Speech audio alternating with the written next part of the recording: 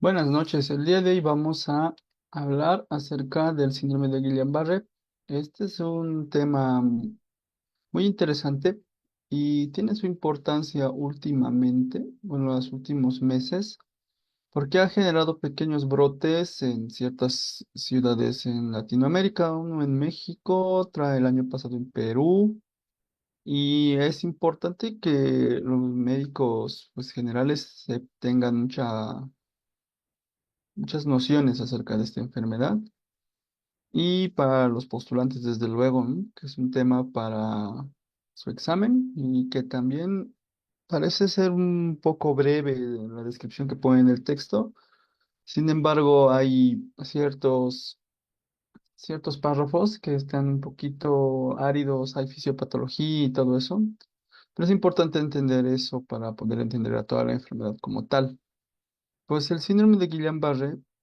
Inicialmente, el libro de Harrison no lo menciona, bueno, la epidemiología y el resto. Sin embargo, yo he tratado en esta oportunidad tal vez de abordar un poquito a un paciente en general, porque muchas veces hay casos clínicos, nos enfrentamos a pacientes que vienen a tu consulta y te dicen que están débiles, y pues tú tienes que de una u otra manera tratar de entender cuál es el sitio anatómico que está lesionado, que está afectado.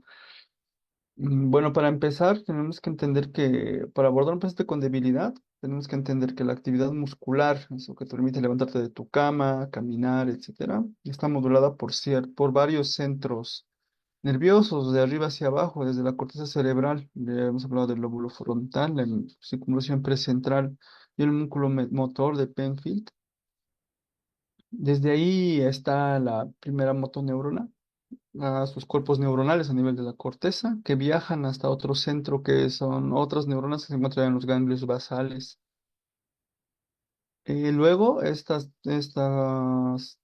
neuronas tienen una comunicación con el cerebelo y el núcleo rojo, la formación reticular, el núcleo vestibular lateral, todo eso a través de lo que es un trayecto desde los ganglios de la base hacia lo que es el tronco encefálico. Ya posteriormente eso se va hacia las astas anteriores de la médula espinal. Todo ese trayecto de la primera motoneurona pasa por todos esos niveles, hacen interconexiones con ciertos núcleos, ¿no? Núcleo rojo, cerebelo, formación reticular, núcleo vestibular lateral.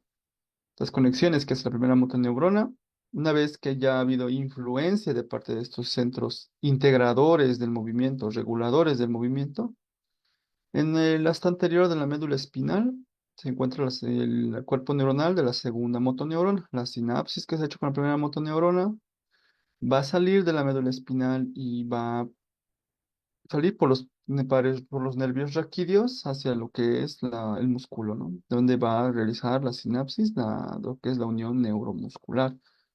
Entonces hay que entender mucho esto, ¿no? Que cuando alguien tiene debilidad, ha perdido la fuerza, pues hay que interpretar como que alguno de estos centros está afectándose. El más clásico que ya vieron el día de ayer, por el que hemos discutido acerca del stroke, con los pacientes tienen, me parece, por un infarto en la corteza cerebral, ¿vale? O un infarto en los ganglios de la base, en el cerebelo, en el núcleo rojo, formación reticular, núcleo vestibular lateral, etcétera. O inclusive, ¿no? Hablándose de infartos a nivel espinal, puede ocurrir eso, pero pues no son las únicas entidades, hay muchas otras cosas más. Respecto al abordaje del paciente con debilidad, ya hemos visto en el esquema que se conoce como neurona motora superior, ¿no? Esa neurona que tiene el cuerpo neuronal que inicia en la corteza y desciende la prolongación, el axón llega hasta lo que es médula espinal y la médula espinal ya desde ahí la segunda motoneurona. Es importante entender que la diferencia entre estos dos síndromes, ¿no? El de la neurona motora superior, motoneurona inferior, cuando un paciente tiene una enfermedad del músculo como tal, o cuando el paciente está presentando una debilidad psicógena, ya sea por recibir un beneficio secundario o por algún trastorno mental que llegue a tener o inclusive que esté haciendo crisis focales psicógenas, ¿no? Entonces, nosotros tenemos que ver que existen diferencias. Nada más importante, bueno, y acá los profesores en neuromuscular siempre referían en las escuelas de neurología que todas esas diferencias, una de las más importantes siempre va a ser los reflejos de estiramiento muscular. Desde que ustedes empiezan a tener un poco de contacto más con los pacientes en las cátedras de semiología, tienen el reflejo de martillo de reflejos y han podido apreciar pues que solamente en ciertas circunstancias se los llega a utilizar. Sin A embargo, ver, en cinco pacientes viene que 50. tienen ¿No está ahí mi debilidad, mamá? Mi hermano, mi papá. No viene menos. No. los pacientes que tienen debilidad, hay que entender en los reflejos osteotendinosos si los mismos están exaltados, hiperactivos, será secundario una afectación del neuromotor motor superior. Cuando los mismos están ausentes o disminuidos o muy sutiles, se podría hablar de una lesión del neuromotor motor inferior. Esto está más que relacionado sobre todo porque cuando existe una lesión de la neurona motora superior, está más relacionado a que ustedes vieron que la neurona motora superior tiene muchos centros de regulación, ¿no? O sea, centros integradores del movimiento, cerebelo, núcleos basales. Hay más elementos que se encargan de regular este movimiento. Entonces, cuando están afectados estos centros de que están acá arriba, pues estos procesos que regulan la calidad del movimiento pues están disminuidos y la motoneurona inferior no tiene un control. Entonces, por eso tiene un aumento de lo que es la intensidad de los reflejos osteotendinosos.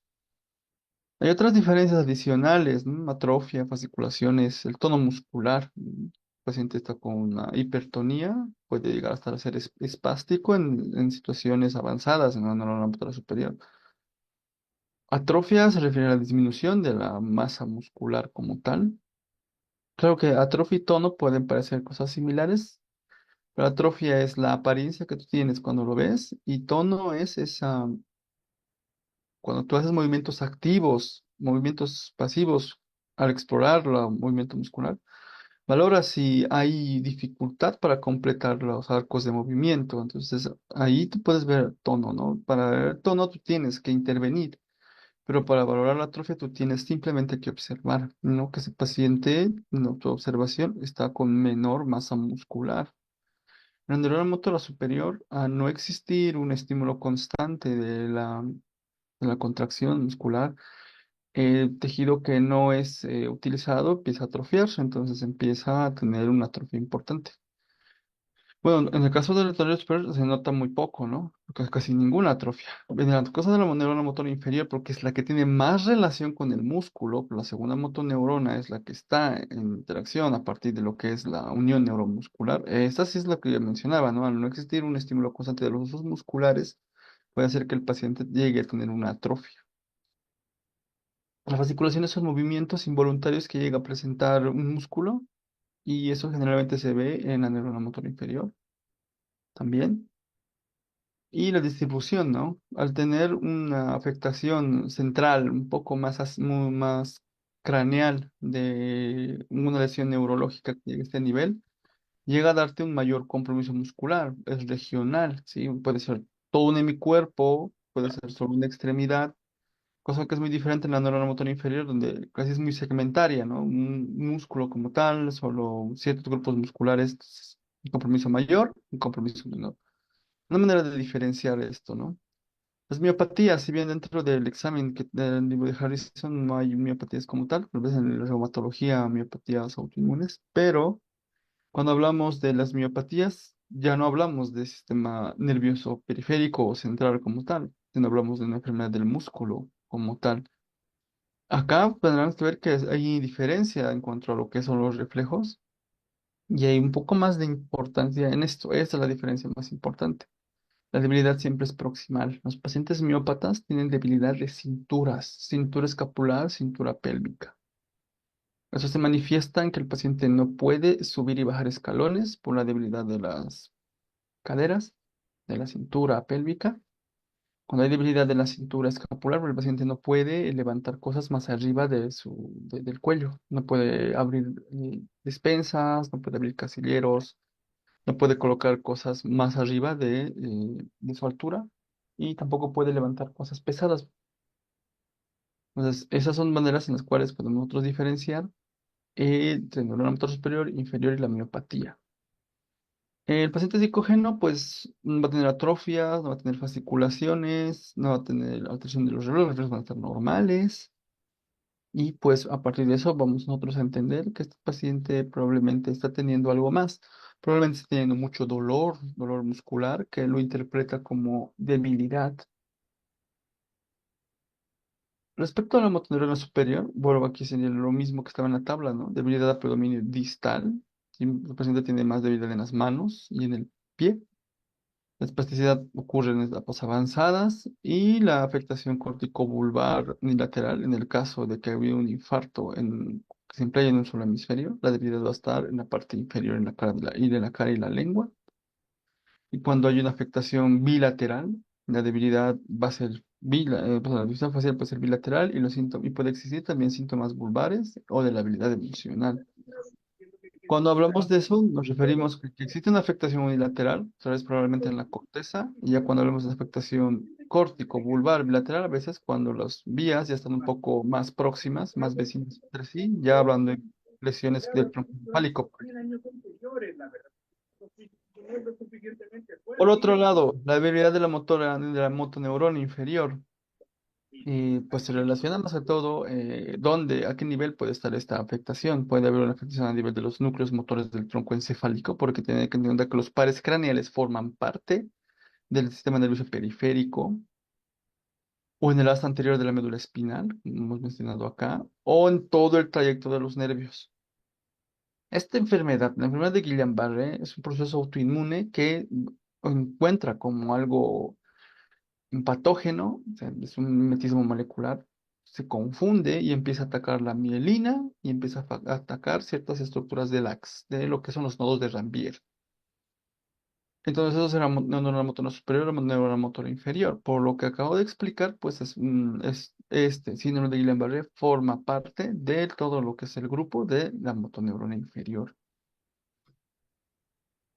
Y estos pacientes pueden tener debilidad por un descenso en el número de fibras musculares que pueden estimularse. Esto puede ser por afectaciones igual a autoinmunes a nivel del músculo, como la miopatía inflamatoria, algunos casos de miastenia gravis, algunas variantes de la miastenia gravis, o una disminución de la actividad nerviosa, que va a representarse como una disminución de los estímulos de los usos musculares que se encuentran en el interior de las fibras musculares, están alternadas con las fibras musculares que se encargan de regular el tono constante. Al no existir esa estimulación nerviosa hacia los usos musculares, pues el paciente ya no tiene un tono constante, por tanto es hipotónico, tiene los músculos gelatinosos. Y al no existir esa respuesta a partir de los usos musculares, que son aquellos elementos que se encargan de percibir el estímulo del estímulo de intención del reflejo osteotendinoso, cuando tú golpeas con el martillo al tendón, los usos musculares se estimulan y mandan el estímulo hacia el asta anterior para que haya una respuesta aferente, ¿no? En el caso de un reflejo osteotendinoso. Y al no existir una actividad nerviosa periférica, pues los pacientes están hiporreflécticos o arreflécticos. ¿Cómo se aborda al paciente con debilidad? El paciente con debilidad tú tienes que ver qué tan distribuida está esta debilidad. Si la debilidad está de la mitad de un cuerpo, está solo en lo que son los miembros pélvicos, paraparética, los cuatro miembros, cuadriparética, solo un lado, mano izquierda, miembro superior izquierdo, miembro inferior derecho, o sea, monoparético. Si la debilidad es exclusivamente distal, en los pacientes los que tienen debilidad solo en las manos y en los pies, proximal, la debilidad de caderas o restringida, ¿no? Una sola área, ¿no? Solamente la muñeca derecha, o inclusive algunos que tienen debilidad en parches, ¿no? En la muñeca derecha, en el tobillo izquierdo, en el hombro derecho, etcétera. Son cosas y situaciones muy poco comunes. Cuando hablamos que tu debilidad es hemiparética, pues no tienes que irte más allá y tienes que entender que probablemente el paciente ha tenido un infarto cerebrovascular y pues ya le pides un estudio de imagen. Cuando hablamos de un paciente que tiene una debilidad solamente de miembros pélvicos, pues tendremos que encontrar signos de motoneurona superior versus signos de motoneurona inferior. Si hay una afectación de motoneurona superior, pues buscar signos cerebrales, ¿no? En este caso, buscar mayor otro tipo de compromiso, compromiso del lenguaje, compromiso sensitivo, negligencia, percepción de campos visuales, etcétera. Cuando hablamos de signos de motoneurón inferior, pues allá tuvieron encontrados también otros signos que hemos mencionado en la tabla anterior, ¿no? Hipotonía, hiporreflexia. Y en esos casos, el estudio no será un estudio de imagen. En el caso de que tú encuentres que este paciente está con un síndrome de motoneurón inferior, le pedirás un estudio de neuroconducción nerviosa, estudios de fisiología, en las cuales a partir de electrodos puedes determinar la actividad de un nervio periférico o la actividad de un músculo como tal, colocándole una aguja, inyectando, puedes colocar una aguja dentro de un músculo. Esos son los estudios de fisiología, ¿no? Que son vistos en los pacientes que tienen los signos de motoneurona inferior. El paciente es cuadriparético, tenemos que ver si el paciente está despierto, ¿no? Si estuviera despierto el paciente, entonces ahí buscamos si existe, porque nos va a colaborar la fuerza muscular, si tiene signos de motor superior, Babinski, motor inferior, hipotonía, hiporreflexia. Y otra vez nos vamos, en caso de que sea motor superior, a estudios del sistema nervioso central. En el caso que sea motor inferior, a estudios de electrofisiología. Cuando hay monoparesia, también puede estar comprometido lo que es la neurona superior. Hemos visto que puede haber un infarto ya en la cara medial o en la cara lateral de la circunvolución precentral, una circunvolución motora. Entonces, pues, en los cuales puede haber un debilidad a predominio braquial, a predominio de lo que son los miembros inferiores. Entonces, habría que ver en ese caso, ¿no? Si este paciente tendrá ese patrón para pedirle un estudio de imagen o si tendrá signos de motoneuron inferior para poder nosotros abordar a este paciente ya desde otro punto de vista, ¿no? El estudio de neuroconducción nos va a permitir a nosotros entender y ubicar a qué altura está la afectación, en el cuerno anterior, estará en el nervio como tal, estará en la unión neuromuscular, estará en los músculos como tal. Entonces, de esa manera se puede abordar esto, que es el abordaje de la debilidad nos permite escoger nuestro primer estudio, el cual nos va a llevar a la localización de nuestra enfermedad. Entonces, ya teniendo en cuenta esos conceptos iniciales, hablamos del síndrome de Guillain-Barré, también conocido como polirradiculoneuropatía aguda, ¿no? La polirradiculoneuropatía quiere decir poli, compromiso de raíces y nervios. Cuando hablamos de poli, pues no puede estar afectado solo no puede haber una mononeuropatía. La poli ha afectado por lo menos dos elementos, ¿no? En lo general, y casi siempre las cuatro extremidades. Cuando habla de raíces, el paciente tendrá un compromiso en las cinturas, debilidad de la cadera, debilidad de la cintura escapular. Cuando habla de neuropatía, ya el paciente tendrá debilidad no solo a nivel proximal en las caderas, en la que son las cinturas, sino también presentará debilidad distal, en lo que es la mano y lo que es el tobillo, ¿no? O sea, mano, piernas. O sea, la debilidad es global, ¿no? Lo mencionan también como una debilidad ascendente. Y se refiere ascendente a que el paciente primeramente va a presentar síntomas en miembros pélvicos antes que empezar a presentar síntomas en miembros torácicos. Es autoinmunitario, la impotencia, la prevalencia es mayor en varones que en mujeres. Eso es un concepto global en todo el mundo. Guillain-Barré afecta más a varones. Y generalmente los más afectados son los adultos antes que los manifestaciones clínicas, todas aquellas referidas en lo que es el síndrome de motoneurona inferior. Estos pacientes a los pocos días ya pierden los reflejos osteotendinosos. Puede, como no, presentar manifestaciones sensitivas. Y esto más que todo se refiere al grosor de las fibras sensitivas. Ustedes entienden que hay nervios motores y nervios sensitivos.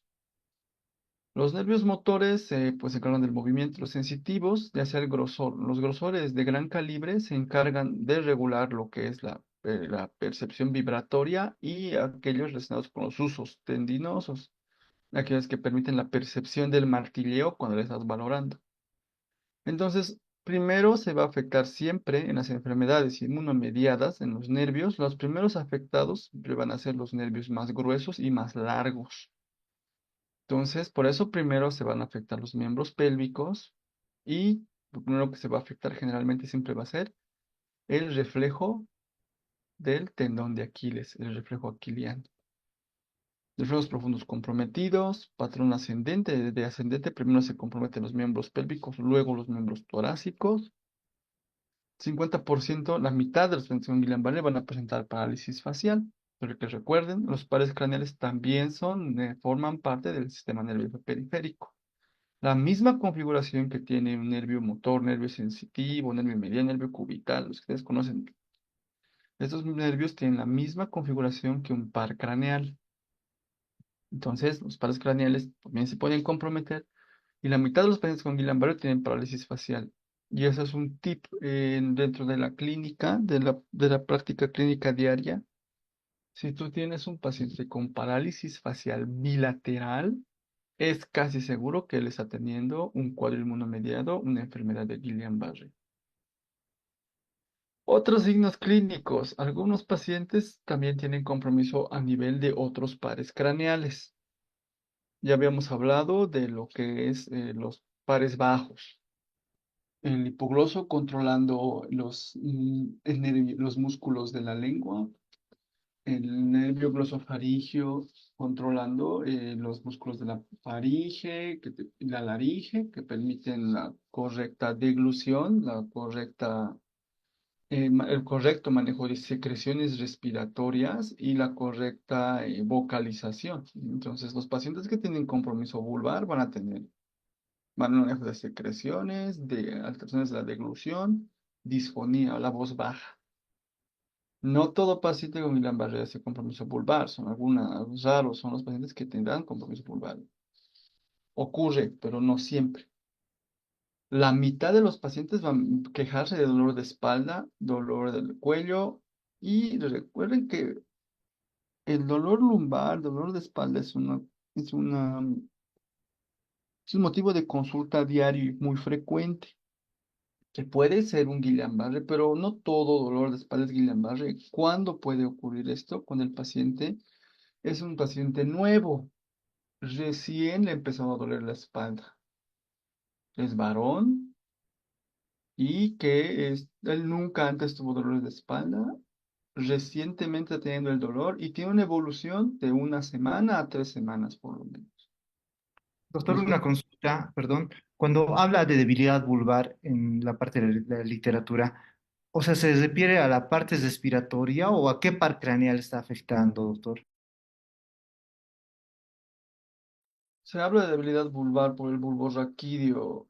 El vago también forma parte de lo que es la emergencia del bulbo raquídeo, ¿verdad? Entonces, cuando hablamos de alteración de vía respiratoria, también nos referimos al centro neumogástrico, ¿no? Al centro de la regulación de la respiración. Entonces, también se afecta a eso, ¿no? Y se llama vulvar porque tiene compromiso del bulbo raquídeo. Y el bulbo raquídeo, la emergencia de los pares craneales bajos. Dentro de ellos, el vago, el glosofaringio, el hipogloso. Gracias, doctor.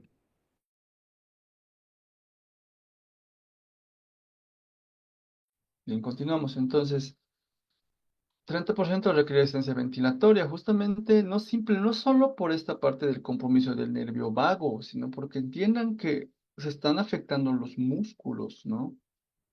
Y se están afectando los músculos, también los músculos respiratorios, ¿no? Los músculos accesorios de la respiración, estos intercostales, estos músculos del diafragma, entonces ellos también llegan a tener este compromiso. Después de las 4 semanas, la patología no progresa más. Ese es un tip muy importante, ¿no? El paciente con Guillain-Barré no puede estar con Guillain-Barré desde el año pasado. Eso ya no es Guillain-Barré, es otra enfermedad. Entonces, este es un cuadro que ha ocurrido en un mes. Sí, ha ocurrido de un mes para atrás. Puede ser de 2 a 4 semanas. No quiere decir que este paciente, por más que el texto te diga que es agudo, en realidad es subagudo. Este paciente entre los 7 a los 21 días va a empezar a tener todos esos síntomas de los que estamos hablando. Hay otros datos como que el paciente que tenga fiebre o compromiso de los esfínteres, estos pacientes, estas son banderas rojas del diagnóstico de Guillain-Barré. O sea, quiere decir que este paciente es muy posible que no tenga Guillain-Barré. Si tiene fiebre, es probablemente que estos síntomas, esta polirradiculoneuropatía, sea causada por algún agente infeccioso. Si el paciente tiene disfunción vesical, probablemente este paciente esté teniendo una enfermedad de la médula espinal. Entonces, estos dos signos nos llevan a nosotros a estudiar más o revisar otra vez a nuestro paciente y entender que este paciente no tiene Guillain-Barré. Esto en vista de dar un tratamiento correcto. Ahora, ya habíamos mencionado ya dentro de nuestro algoritmo que los pacientes que llegan a tener datos de motoneurona inferior tienen que ser sometidos a un estudio de fisiología. Y el estudio de fisiología adecuado es pues el estudio de velocidad de conducción nerviosa, que consiste en esto que está en este gráfico.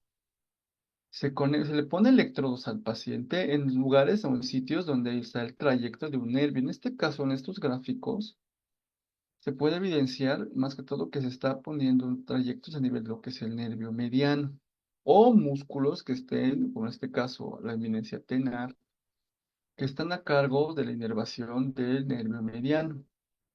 Entonces, estos electrodos permiten ver cómo funciona un nervio y aquí en la pantalla es lo que se evidencia claramente.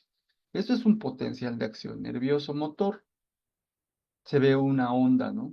Una onda, en este caso, bueno, por negativa, lo mencionan, manejan la terminología inversa, ¿no? Los fisiólogos. Entonces, esta onda que tiene podemos decir una cúspide, para no hablar de positivo ni negativo, una cúspide, tiene esta apariencia. No, ahorita, pues, interpretar eso es de conducción, no te voy a enseñar, pero te voy a enseñar lo elemental, lo básico. Entonces, aquí hay mediciones, ¿no? La duración, cuando empieza la cúspide de la onda, cuando está empezando a subir esta onda, y cuando termina, eso es la duración del estímulo. La latencia es el tiempo que requirió este estímulo, todo este tiempo que requirió el estímulo para poder mostrarse en la pantalla. Todo eso es la latencia, el tiempo que se tardó la onda para aparecer. La duración de la onda desde que empieza la cúspide hasta que termina. La amplitud, qué tan alto llega esta cúspide, ¿no? Esta onda. Entonces, no es muy difícil entender. Tres elementos que necesitan saber: la latencia, cuánto tiempo tardó la onda en aparecer, cuánto duró la onda desde que empezó hasta que terminó, y qué tan alto llegó a ser, la amplitud. Porque más allá cuando veamos las variantes del Guillain-Barré, nos vamos a entender un poco mejor esto. ¿De qué depende la amplitud? La amplitud depende del número de axones capaces de producir una estimulación nerviosa. El número de axones capaz de poder completar una excitación nerviosa, hábiles, que estén sanos, número de axones sanos, mientras más axones sanos haya, más alto va a ser esta onda. ¿De qué depende la duración? O sea, que esto sea más rápido, ¿no? Y que no esté muy lento y que esté tardando demasiado, que sea rápido, como esta es una onda saludable. ¿De qué depende la duración? ¿De qué depende que sea rápido este estímulo y que haya una buena latencia también? Depende de la mielinización. Si el paciente tiene buena mielina, pues este estímulo será rápido y no tardará mucho. Las latencias estarán adecuadas y la duración será muy pronta, será rápida. Entonces, la amplitud depende de los axones sanos y la duración y la latencia depende de la mielina, ¿no? De qué tan rápido es ese estímulo. Es por eso, y vamos a continuar, pues ahora solo una pausa para porque solo vamos a desarrollar un poquito más adelante. Cuando hablamos del dolor que manifiestan los pacientes, porque el paciente con Guillain-Barré tiene dolor, esos pacientes mencionan dolor muscular. Es un dolor muy parecido al que ocurre después de hacer mucho ejercicio. Por ejemplo, alguien va y hace una maratón de 5 o 10 kilómetros. Al día siguiente, si es que no es una persona acostumbrada a realizar ejercicio, es un deportista, al día siguiente va a tener no solamente fatiga, o sea, debilidad, los músculos pesados, también va a sentir un poco de dolor. Que alguien esté en los últimos 5 días presentando un dolor similar sin haber realizado ejercicio, es un dato muy claro de Guillain-Barré, ¿vale? Y generalmente lo que menciona el texto es pues darle AINES a estos pacientes que suelen responder bien a este tipo de dolor muscular. Que no es un dolor neuropático, ¿no? Porque el dolor neuropático se manifiesta de otra manera. El dolor neuropático se explica. El paciente a veces le cuesta un poquito describir qué tipo de dolor presenta. El dolor neuropático puede ser hormigueos, puede ser un dolor por cambios de temperatura, que siente mucho frío, mucho calor, que eso, percepción agresiva le genera dolor. El dolor neuropático se manejará con otro tipo de moduladores del dolor, como la pregabalina o la gabapentina. Hay dos tipos de dolor que puede presentar entonces el paciente con Guillain-Barré. Generalmente el dolor que presentan es el dolor mixto, presenta tanto dolor muscular como neuropático a la vez. Ahora, también puede comprometer el sistema nervioso autónomo. Porque de todo ese mapa de nervios que ustedes han visto en los atlas de anatomía, también se encuentran los filetes nerviosos delgados, aquellos nervios que llegan a todas las vísceras, a todos los órganos como tal, al corazón, a los vasos sanguíneos, al colon, al intestino, etcétera, que hace que el paciente presente múltiples síntomas. El más llamativo es la fluctuación de la presión arterial. Todo paciente con Guillain-Barré, la mayoría, casi todo el caso, se debería internar.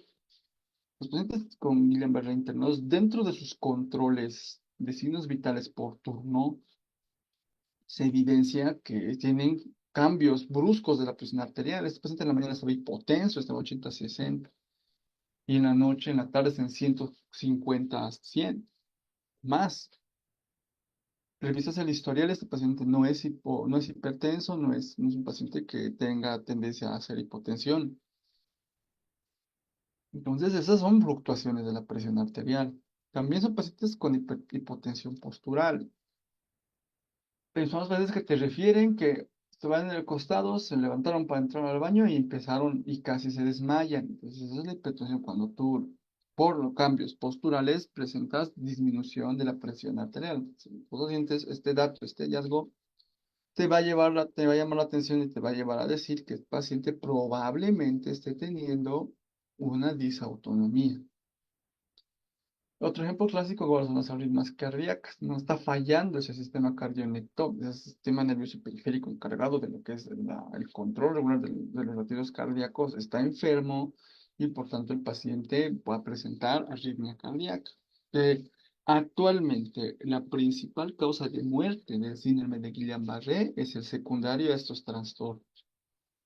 A que hagan crisis hipertensivas, que hagan hipotensiones reflejas, que hagan arritmias cardíacas de difícil control.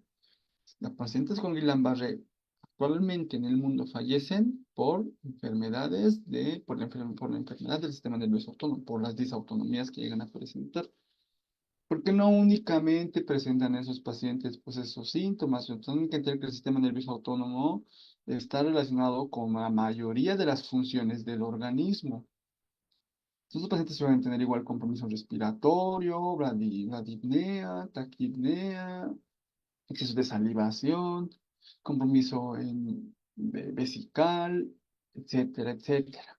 Entonces, recuerden entonces que los pacientes no solamente se enferman por estando débiles con Guillain-Barré, sino también pueden hacer disautonomías y presentar diferentes tipos de síntomas y eso no debe nosotros parecernos algo extraño.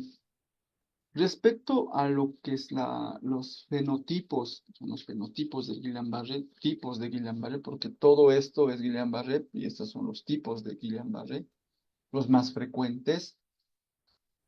Uno es el AIDP, esta que está relacionada es polineuropatía, está en inglés, ¿no? Polineuropatía desmielinizante inflamatoria aguda. Acute Immune Desmielinizant Polyneuropathy, así lo mencionan. Y esto está sacado tal cual del libro de Harris. Entonces, el AIDP o polineuropatía desmielinizante, la palabra clave aquí es desmielinizante, es la variante más frecuente. Es la que ocurre generalmente en países occidentales. Y el anticuerpo relacionado es el GM1. El anticuerpo es GM1 en casi 50% de las veces. Es desmielinizante, recuerden eso, porque los otros, como pueden ver, son axónicos. Es decir, que la enfermedad autoinmune ataca la mielina. Aquí dice, ¿no? Ataque inicial superficial de las células de Schwann, lesión de la mielina y por afectación, por activación de macrófagos, que los macrófagos se están encargando de generar fagocitosis de la mielina. Entonces, que el paciente tenga afectación de la mielina, por un lado, es algo favorable porque no va a tener secuelas mayores. Por otro lado, el otro lado de la moneda, la variante AMAN-SAN, neuropatía axónica motor aguda, tendrá compromiso a predominio motor. Esta es la variante que más se evidencia en China y en México por los estudios epidemiológicos. Y al ser el estudio más alto en Latinoamérica, de seguro los pacientes en Latinoamérica como tal tienen mayor predisposición a hacer la variante AMAN. Esto está relacionado más que todo a la variación que tiene los diferentes microorganismos, como el Campylobacter jejuni, en diferentes países y la predisposición genética que tienen las diferentes personas en diferentes regiones. El anticuerpo acá es el GD1, ¿sí? El GM1 era para la IDP y el GD1 para la MAN. Esas son pues preguntas de examen casi seguras. ¿Por qué se llama GM1, GD1? Más adelante les voy a explicar. Es axónico. En este caso, el afectado, lo que el sistema inmunitario está atacando ya no es la mielina, está atacando como tal a los nodos de Rambier, que en la primera clase habíamos mencionado que eran esos espacios por donde se ejercía la conducción saltatoria. Los macrófagos, en este caso, van a estar fagocitando al axón. El axón ya es una estructura más desarrollada, es una estructura más importante. La mielina solo es el cobertor del axón. De esa manera, tú entenderás que si tú tienes una variante desmielinizante, pues tendrás menos secuelas porque tu sistema nervioso es periférico, no es central, periférico, puede regenerarse. El sistema nervioso periférico, en el caso del AIDP, va a tener un compromiso menor, va a tener menos secuelas. Y el AMAN, por otro lado, al afectarse el axón, es una estructura más desarrollada, más avanzada, más útil, que la mielina solo es su cobertor, que te afecte todo el axón como tal, te va a generar mucho mayor discapacidad. Esos pacientes van a estar meses haciendo rehabilitación física para volver a su estado normal. En cambio, los pacientes con desminimizante generalmente simplemente son unas cuantas semanas. Pero eso, pues, viendo desde el punto de vista fisiopatológico. Pero viendo desde el punto de vista global, las disautonomías son la principal causa de muerte, pero las disautonomías generalmente únicamente se ven en el AIDP, en el tipo desmielinizante inflamatorio, porque estas fibras son tan delgaditas que están afectándose también por una actividad inmunitaria a partir de una afectación exclusiva de la mielina. Entonces, por eso tiene sus pros y sus contras ambas. AIDP te va a dar menor discapacidad, una MAN te va a dar mayor discapacidad en las siguientes semanas, meses, pero al mismo tiempo tienes mayor predisposición a fallecer por una disautonomía generada por esta variante. Bien, hemos hablado de afectación del nervio periférico, mielina o axón. En el caso del síndrome de Miller-Fisher, esta es una variante muy distinta. El Miller-Fisher tiene estos síntomas: oftalmoplegia, que es debilidad de la mirada, ataxia, incoordinación motora y pérdida de los reflejos. Es la triada del síndrome de Miller-Fisher: oftalmoplegia, ataxia y areflexia. Y los anticuerpos afectados son el GQ1B. Estos pacientes, como puedes ver aquí, no habla de debilidad. Estos pacientes no tienen debilidad a menos de que hagan síndromes de transposición. Ya que tengan la parte de Miller-Fisher, también la MAN, la MSAN, pueden combinarse los síndromes, así como se combina el lupus con la artritis reumatoide, el lupus con la esclerosis. Puede combinarse también este tipo de Guillain-Barré, sobre todo el Miller-Fisher. Sí, entonces los overlaps, ¿no? Este caso Acá menciona que el diagnóstico puede ser axónico o desmielinizante, sí, pero como también algunos pacientes con Miller-Fisher no tienen ningún hallazgo, o sea, tienen un electrodiagnóstico normal. Puede ser axónico, desmielinizante como normales. Tal vez le pueda faltar acá en esa tabla, pues como parte, como yo lo menciono, como algo adicional, no honor a la verdad. Son muy poco frecuentes. Entonces, por eso tal vez no está del todo descrito o es una entidad muy difícil de entender. Pero estas tres mencionadas previamente sí son muy frecuentes, sobre todo las dos primeras. Recuerden lo que quiere decir sus abreviaciones, AIDP, la D de desmielinizante y AMAN la A de axónico. Vamos a ver más adelante cómo se puede representar esto en lo que es un estudio de neuroconducción. Estas son las variantes del Guillain-Barré, más todavía una tabla un poco más extensa.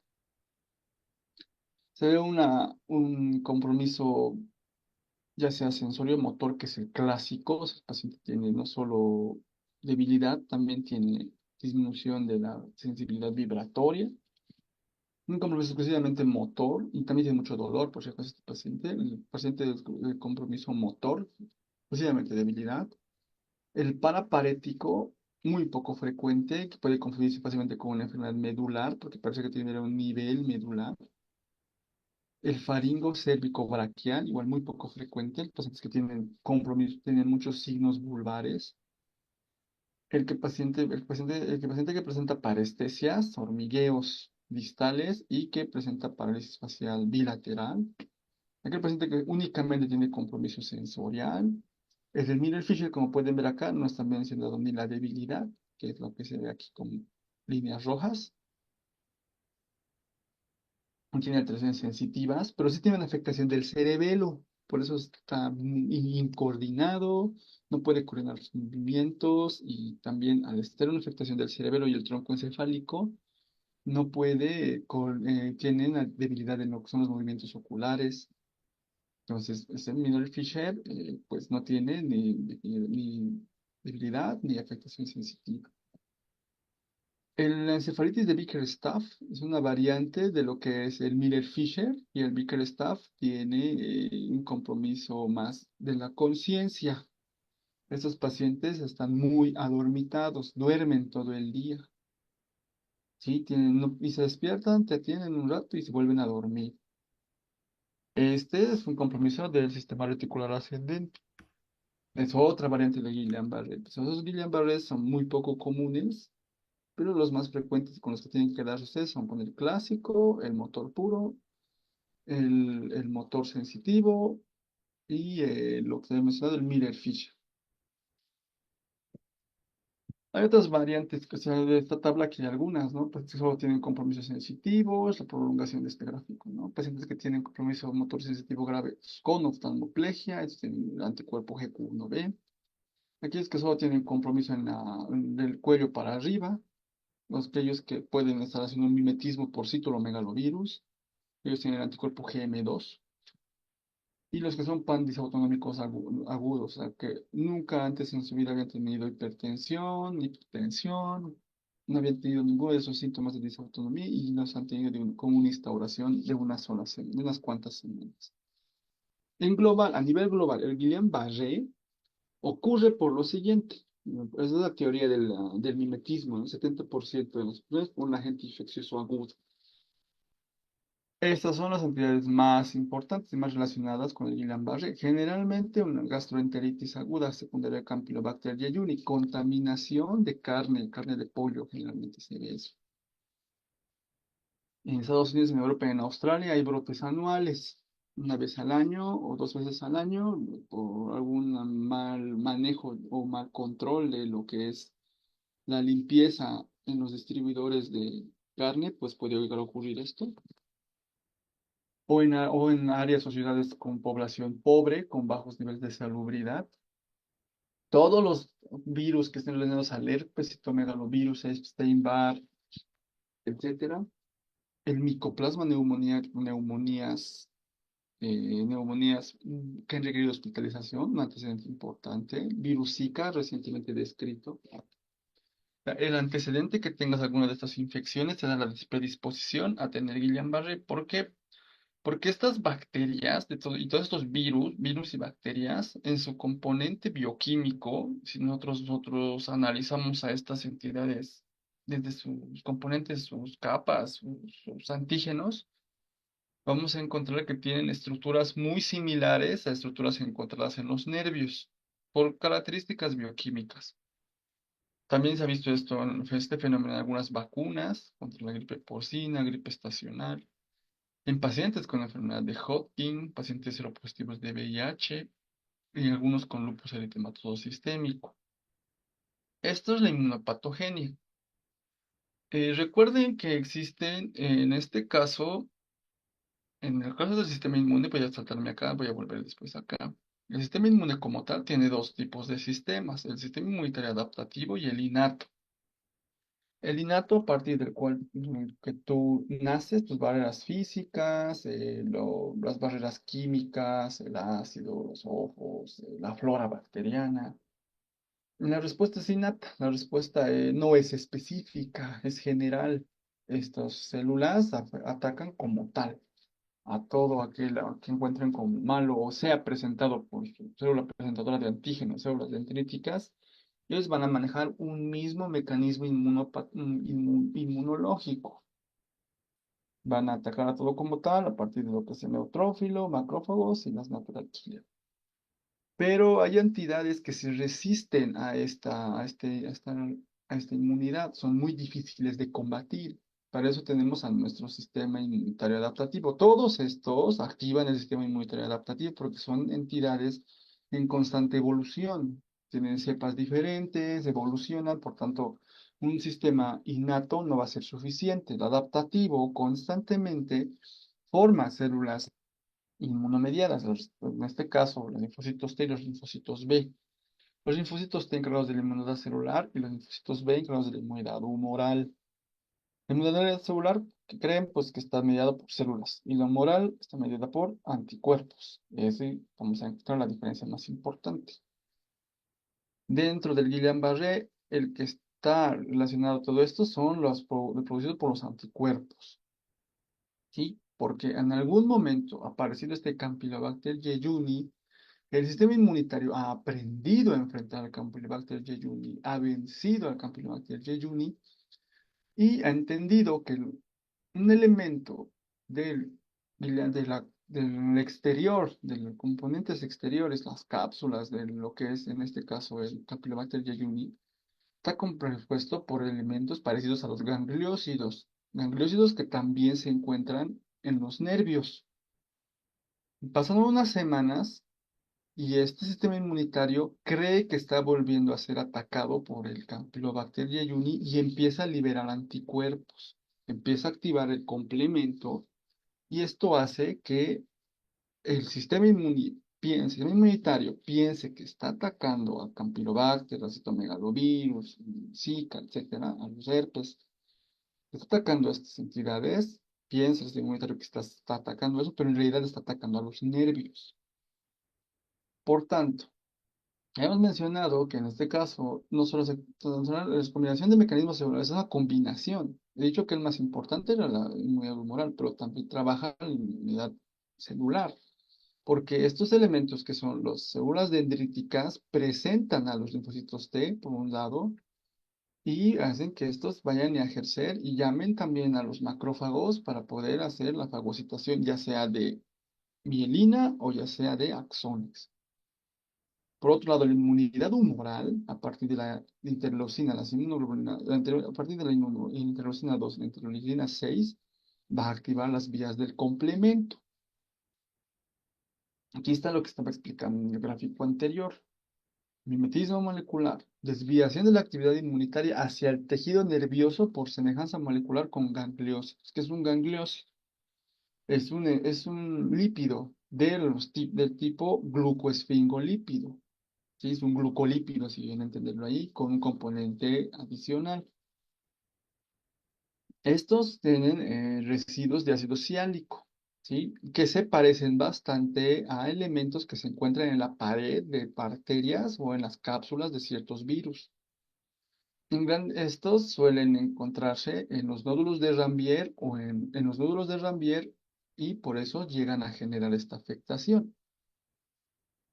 Aquí tenemos esta reacción cruzada, mimética, ¿sí? Entonces, esto es lo que normalmente ocurre, ¿no? Aquí este es el agente infeccioso, la célula presentadora de antígeno presenta la célula T activa unas células que se encargan de eliminar este elemento y este elemento es eliminado, ya tendría que eliminar esta bacteria, pero pasan semanas, ya se ha vencido a esta agente infeccioso, pero sigue estando esta inmunidad muy despierta, muy activa, muy alerta. Y como que le parece muy sospechoso el tejido nervioso y al darse cuenta que se parece mucho a su anterior enemigo, lo empieza a atacar. Y es así como que empezamos a tener mayor afectación en los axones. Aquí hemos hablado que pues, primero luego también se activa la inmunidad humoral, esa que está mediada por los linfocitos B y los anticuerpos, tanto la inmunidad humoral como la inmunidad celular, mediada por los linfocitos T, van a activar en lo que es el complemento. La activación del complemento es vital porque nosotros tratamos al Guillain-Barré inhibiendo la activación del complemento. Eso con la inmunoglobulina humana. Los antigangliósidos. He dicho hace un momento, y por eso la G, gangliósido, ¿no? ¿Por qué es M? Porque solo tiene, aquí lo vamos a mencionar en los gráficos, el GM1 únicamente tiene un acetilneuramínico. 1, GM de mono, solo tiene un N-acetilneuramínico, una neuroamina, solo tiene una neuroamina, un grupo amino. El GD tiene dos de D, tiene dos grupos neuroaminos, por eso es GD. Gangliósido con una sola amina, un grupo neuroamínico. El GD, gangliósido con dos grupos neuroamínicos. T, gangliósido con tres grupos neuroamínicos. Y Q con cuatro grupos neuroamínicos. De eso depende, ¿no? La molécula es más desarrollada en el GQ1B. Recuerden que todos los Miller-Fishers, la mayoría de los casi todos los Miller-Fishers tienen como antígeno el GQ1B. Más fácil de recordar. Es algo más complejo que he explicado, ¿no? El síndrome de Miller-Fisher sin debilidad, con debilidad de pares craneales, con ataxia, eh, un compromiso del despertar, la encefalitis del tallo encefálico de Bickel-Stahl.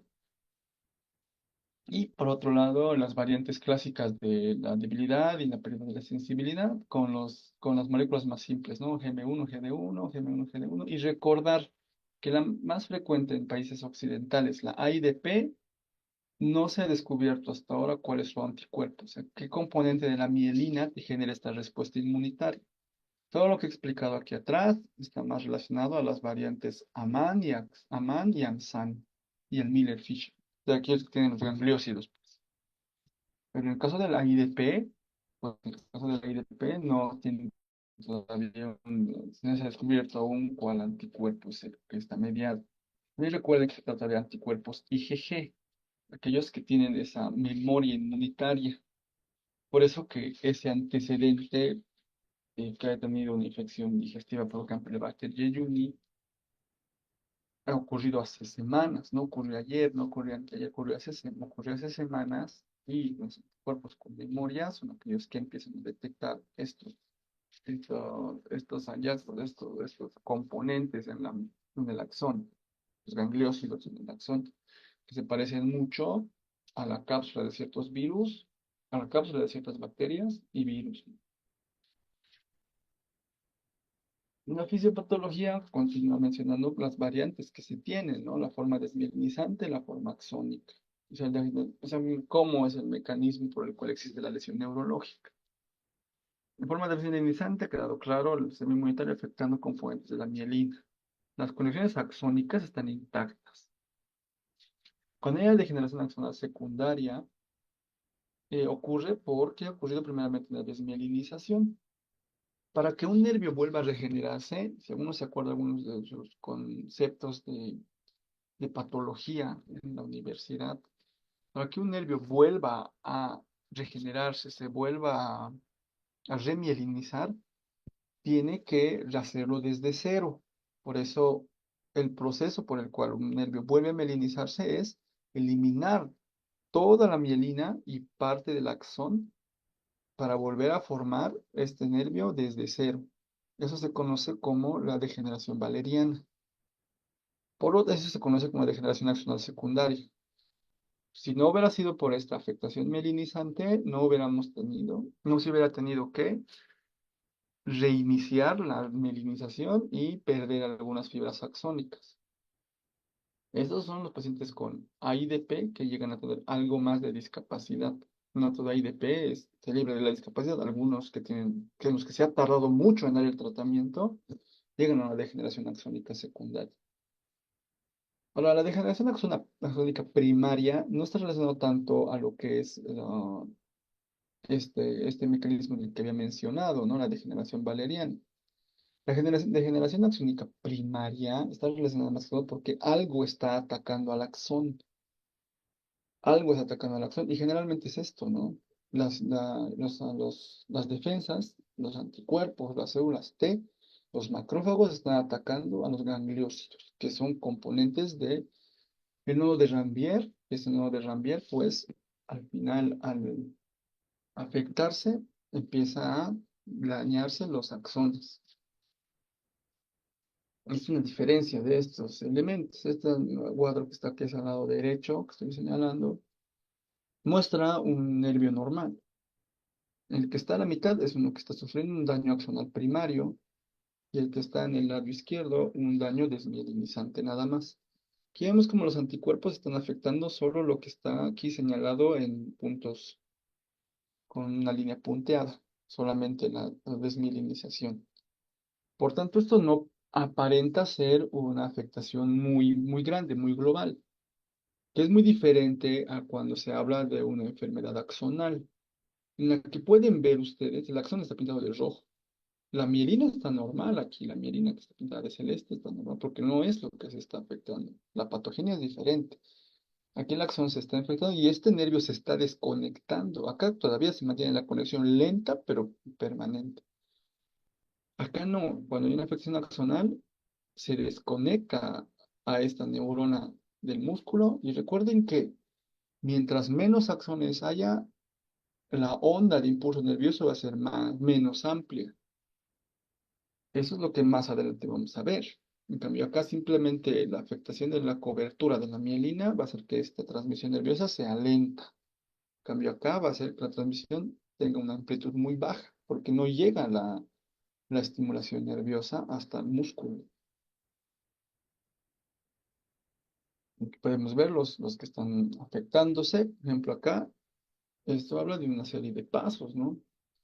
Cuando la mielina nada más está siendo afectada, el antígeno lo identifica, lo ataca, a unión con el anticuerpo en ese caso son el anticuerpo con el antígeno por mimetismo, que es el gangliósido, se activa el complemento MAC, complemento, ocurre la adhesión nerviosa, la finalidad del complejo de ataque a la membrana hace que haya un daño celular importante y al mismo tiempo una llegada de los macrófagos, que los macrófagos llegan a generar la eliminación por completa de la mielina.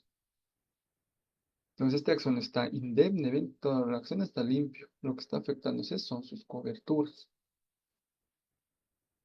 Bien, por otro lado, aquí se ve lo que es la afectación como tal del axón. Aquí teníamos al axón libre, sin afectación, solo la mielina está enferma. Aquí vemos que el axón se está afectando.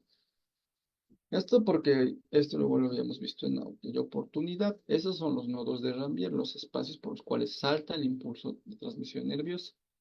Entonces, haciendo una revisión un poquito más a detalle de estas estructuras. Al lado del nodo de Rambier está esa región conocida como paranodo y al lado del paranodo el yuxtaparanodo. Estas tienen proteínas específicas. Las KB, que son los canales de potasio, los CASPR, que en este caso son algunos elementos mucho más relacionados a contactina, la proteína relacionada a la contactina. Son elementos que se encargan de la estructura de un normal, de un nodo de Rambier. Algunos elementos como el esqueleto y aquí el NAP, perdón, el NAP, que son los canales de sodio, KB, o canales de potasio de voltaje, por eso es B, canal de sodio de voltaje, NAP, y el citoesqueleto como tal. Al estar afectándose a los canales de sodio, como pueden ver, este es un nervio sano, pero cuando están viendo las actividades inmunitarias, los anticuerpos están afectando aquellas proteínas, los gangliósidos como tal, están siendo atacados por el complejo de ataque a la membrana, el complemento. Este axón se desprende y al estar desprendido ya no puede trabajar normalmente, ya no hay conducción saltatoria. Entonces, esta enfermedad que se le da al axón va a generar al paciente a la larga mayor discapacidad. Bien, esa es la parte de la fisiopatología. Exámenes complementarios. Las frentes de un veces hace punción lumbar. Eso está mencionado en los libros, que sí se los hace porque, sobre todo, y cuando hay escenarios en los cuales el paciente tenga síntomas muy variados. ¿Qué se espera encontrar en el líquido cefalorraquídeo? Aumento de las proteínas, proteinorraquia. Generalmente este hallazgo se encuentra después de la primera semana de los síntomas, de que se han instaurado los síntomas, porque hemos mencionado que estos síntomas no son bruscos, no son agudos como un infarto. Estos síntomas van instaurándose poco a poco a través de días. No hay pleocitosis, vale decir, no hay presencia de células en el líquido cefalorraquídeo. A veces hay pleocitosis aislada leve, y cuando hay células sanguíneas, porque esto es un tejido inerte, no debería tener células blancas, no debería, porque no hay un proceso inmunitario como tal en el sistema nervioso. En caso de que sí haya, hay que sospechar de que el paciente pueda llegar a tener HIV, leucemia, linfoma o mielitis viral. Son otro tipo de enfermedades que pueden imitar un Guillain-Barré. En los estudios de conducción, están acá. Ya habíamos hablado de esta onda, ¿no? De esta onda. En la primera imagen, la que está arriba, es un estudio, un potencial normal. Bien, dice aquí normal. La imagen que se encuentra al medio, a la mitad, está hablando más que todo de un estudio desmielinizante, de un patrón desmielinizante. Hay una disminución de la velocidad.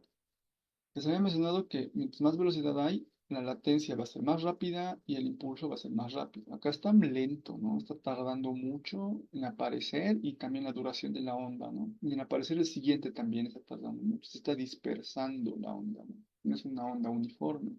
Es una onda con muchas cúspides porque este es un estímulo muy lento. Esto se verá pues en la variante desmielinizante. Por otro lado, acá tengo otro patrón. Este es el normal, desmielinizante, y este es el axonal. Acá se puede ver que este impulso nervioso es muy chato, es muy plano. No tiene esa cúspide normal, porque no hay el número de axones aptos para poder completar la estimulación nerviosa. De tener una menor cantidad de axones, te hace tener una onda muy bajita. Incluso es tan baja a veces que no se presenta. Entonces, esto es un compromiso axonal. Cuando se habla Doctor, de la... también, doctor, la onda F también aprovechando la imagen, porque he visto que menciona esa parte que Sí, nos trata de decir. la onda F es la persistencia de un reflejo osteotendinoso.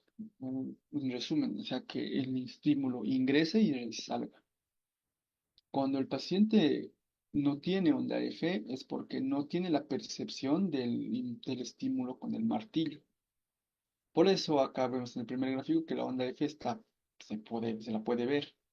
Pero cuando el estímulo es muy lento o el estímulo es muy débil porque no hay axones, no va a evidenciarse la onda F. Entonces ahí está la imagen de la onda F. La onda F es presencia, refiere la normalidad y la persistencia del reflejo osteotendinoso. Cuando no hay onda F, pues el paciente no está teniendo esa conexión entre el sistema motor y sensitivo normal. Esa interconexión motora sensitiva se evidencia en el reflejo osteotendinoso. Tú haces el estímulo sensitivo a través del uso tendinoso muscular, golpeando el tendón. El cuerpo percibe este estímulo, viaja a la médula y la médula responde con una respuesta motora. Al no existir esta interconexión, porque la velocidad de conexión es muy lenta o no es posible, la onda F no se evidencia. Y eso es importante entenderlo y pues acá lo explicamos y lo mencionamos una vez más. La pérdida de la onda F o el retraso de la onda F, porque ves la onda F está aquí, pero puede estar más atrasada todavía, nos habla de un compromiso en el sistema nervioso periférico. Bien, entonces continuamos. Bueno, la velocidad de conducción, generalmente en los primeros días la velocidad va a estar normal o cambios muy leves o nulos, como aquí prácticamente se está viendo, ¿sí? Como casi no se ve nada de cambios, ¿sí? Algo normal probablemente y solamente la onda F retrasada un poco, 38 milisegundos, que normalmente es de 30. Luego de unas semanas, que es lo primero que se empieza a ver, que las latencias están prolongadas. Aquí la latencia era normal, pero aquí la latencia está tardando mucho. Y le está empezando a reducir la amplitud de los potenciales, ¿no? Están reduciéndose un poco. Lo siguiente que va a venir es que la velocidad de la conducción está trazándose demasiado acá. Acá era a los 3 segundos, aquí es a los 6 más o menos, sigue trazándose. Hay bloqueos de la conducción. Eso solamente se ve cuando se comparan diferentes estímulos, proximal y distal. Por ejemplo, este, donde hay un estímulo proximal, pero no hay un distal, se ha bloqueado la conducción, ya no hay el siguiente. Dispersión temporal, porque esta onda está tardando mucho y como debería ser una onda uniforme, y ya no es uniforme, ha perdido su morfología normal, eso lo conocen los fisiólogos como dispersión temporal. Y el riesgo más frecuente, el típico, la disminución de la amplitud en los potenciales motores, los potenciales sensitivos, en los casos de lo que es la variante AMSAN o AMAN. La velocidad de conducción nerviosa puede estar normal, sí, cuando el compromiso es exclusivamente axonal, porque la mielina, como han visto en los gráficos muy eh, descriptivos, por si acaso, mencionaban que en este caso la mielina está normal. Si bien el axón no está transmitiendo de manera adecuada al músculo, estos impulsos que se están haciendo manualmente con un equipo viajan normalmente. Por eso la velocidad de conducción nerviosa es normal. Este es un frecuente típico en las variantes axonales, por cierto. Por tener la mielina normal, las latencias también van a estar normales, simplemente va a estar baja la amplitud. El diagnóstico, lo vuelvo a repetir, desde el principio lo hemos mencionado, con explorando la motoneurona inferior, una parálisis de evolución rápida de unos días, no súbita, dije de unos días, de una semana, 10 días, no tienen reflejos, no refieren fiebre, porque si tuvieran fiebre tendrían otro tipo de diagnósticos, como aquellas infecciosas. Hay un antecedente infeccioso de exposición, como el del Campylobacter. Y esto, pues más que todo, lo vamos a hacer con lo que es, vamos a poder relacionar un poco con lo que son los criterios de Brighton. Entonces, acá tenemos la tabla. Acá tenemos tres niveles de certeza. Cuando tienes el nivel de certeza uno, estás muy y súper y muy casi seguro de que el paciente está teniendo Guillain-Barré. Nivel de certeza 2, había algo de dudas, y nivel de certeza 3, muchas más dudas. ¿En qué se representa todo esto? A nivel de certeza 3, tú únicamente tienes lo que es sintomatología. Por historia clínica haces tu diagnóstico de Guillain-Barré. Entonces, tu diagnóstico de Guillain-Barré es nivel 3. Todavía no tienes estudios que apoyen tu diagnóstico. Cuando hablamos de nivel certeza 2, hablamos de que tienes la clínica clara, debilidad, disminución de reflejos, el tiempo que ha tardado la enfermedad de 12 horas a 28 días, menos de un mes, hemos dicho, ¿no? Y también tienes o los hallazgos clásicos en la punción lumbar o estudios fisiológicos que te dicen que es desmielinizante o axonal. Uno de los dos. Entonces tu nivel de certeza será 2. Tu nivel de certeza será 1 cuando tienes todo. Neuroconducción, líquido cefalorraquídeo y clínica. Para que eso sea más fácil, les he puesto un gráfico acá. El nivel de certeza 3 es aquel en el cual simplemente tienes la clínica, ¿no? Pérdida de reflejos, debilidad lentamente instaurada. Nivel 2 cuando tienes o electrodiagnóstico o punción lumbar. Y nivel uno cuando tienes los tres, tienes todo. Y tienes todas las pruebas, tanto en fisiología como la punción lumbar, la clínica, tu diagnóstico es de nivel uno. Esos son los criterios de Bright. Y esto pues lo vamos a practicar más adelante en un caso clínico. Respecto a los diagnósticos diferenciales, pueden simular enfermedades de la médula, pueden simular enfermedades como la difteria, que pues actualmente esto ya no sirve tanto por la vacunación.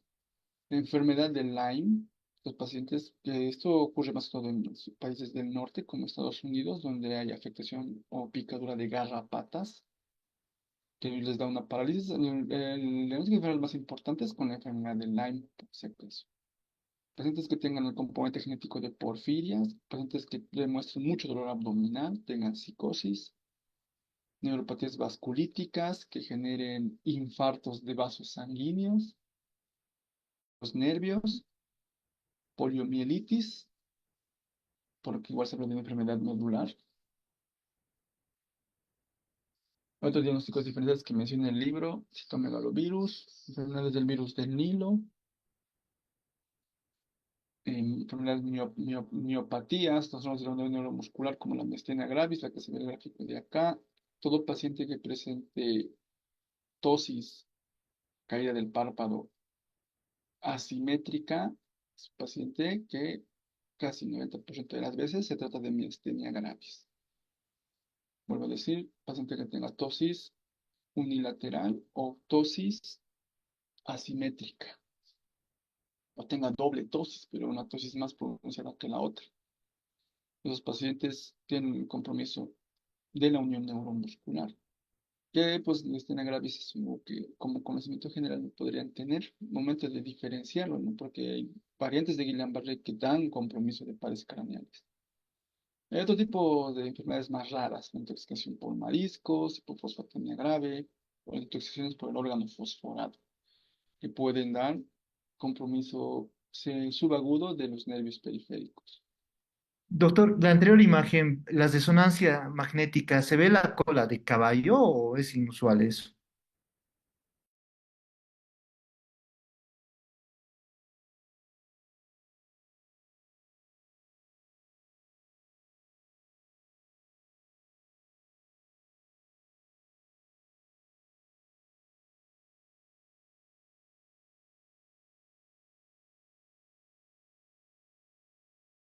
Perdón, he tenido problemas de audio. Ahora sí, me estaba hablando de la resonancia magnética. ¿Me lo puedes repetir la pregunta?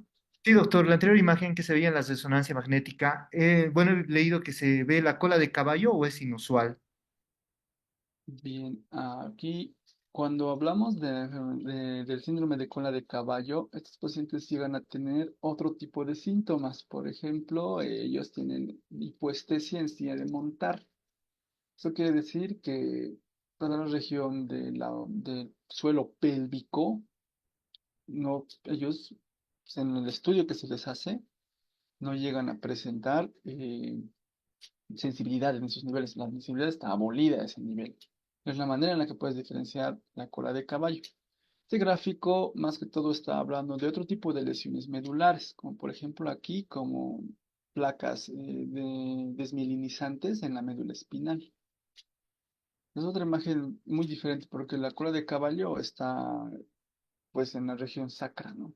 Entonces no tengo ese gráfico acá, pero la manera en la cual se va a poder diferenciar es con lo que es la hipoestesia en silla de montar. Porque estos pacientes tienen igual pérdida de reflejos, tienen debilidad ascendente, pero por lógica igual ellos no llegan a tener debilidad en los miembros torácicos. Por lo tanto, puede un poquito guiarse hacia lo que es la variante paraparética, que es muy poco frecuente en el Guillain-Barré. Pero para estar seguros, pues en estos casos también se les hace estudios de conducción nerviosa o se les hace pues punción lumbar para poder encontrar los hallazgos que ya mencioné del Guillain-Barré. Está bien, doctor, gracias. Bien, el tratamiento tiene que hacerse lo más pronto posible. El diagnóstico debe ser preciso y rápido. Algunas escuelas de neurología mencionan el término en el cual pues, ellos lo manejan esto como una ley. Que si te llegó un paciente con Guillain-Barré durante la guardia, durante, para tu entrega de guardia, este paciente ya debería estar recibiendo inmunoglobulina. Es lo que se maneja, ¿no? Es algo que con los años neurólogos especializados en esta área van a tratar de compartir esa información. Porque yo he hablado de una fisiopatología, ¿no? Y cuando hablaba de la fisiopatología les mencionaba que primero empieza con que el sistema inmune empieza a mandar anticuerpos. Esto evoluciona con los días, el paciente empieza a generar más respuesta del complemento, empieza a llamar a más células T, macrófagos. Entonces, este proceso inmunopatogénico hay que detenerlo lo más rápido posible, evitar que se forme el complejo de ataque a la membrana con el complemento, porque eso va a generar mucho mayor daño neurológico. Entonces, el dar un tratamiento con inmunoglobulina lo más pronto posible, muy importante. Recuerden que después de los 14 días de iniciar el tratamiento, ya no es útil colocar la inmunoglobulina porque ya pasó toda la historia que hemos contado. El paciente sigue débil porque ya es consecuencia de todo lo que ya pasó. Se recomienda que si el paciente ya está estabilizado, no se va a requerir tratamiento. O sea, si el paciente ya camina, pues no necesitas darle inmunoglobulina. Estas son normas que generalmente se manejan en los seguros, porque básicamente la inmunoglobulina sí es un medicamento es caro y de poca accesibilidad muchas veces. Entonces sí genera un impacto importante en los seguros. Las opciones, pues que tienen la misma eficacia, porque estoy en las recomendaciones clase A, inmunoglobulina y la plasmaféresis, son medicamentos que han mostrado la misma efectividad. La plasmaféresis no es un proceso en el cual se le conecta al paciente, le pone un catéter venoso central, en el cual se toma el plasma, se mete a algunos filtros, empieza a retirar estos anticuerpos, filtrarlos y volver a pasarle el plasma, ¿no? En eso trata la plasmaféresis. El que ya no hay anticuerpos va a hacer que no se llegue a la activación del complemento.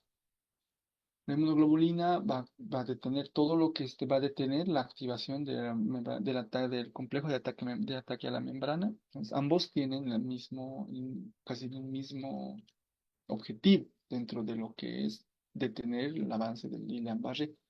Tanto inmunoglobulina como plasmaféresis son ideales. Cualquier otro tratamiento que se quieran dar, corticoides, complejo B, etcétera, no es útil, no es beneficioso. Por otro lado, respecto al tratamiento, el que iniciemos pronto el tratamiento va a ser y va a evitar que el paciente requiera ventilación mecánica. Va a hacer de que el paciente recupere de manera completa la funcionalidad, paciente que ya está en las sesiones de fisioterapia de manera adecuada, este gráfico. El resultado no es inmediato. El paciente se le pasa inmunoglobulina hoy, mañana no va a estar caminando, mañana no va a estar volviendo a casa.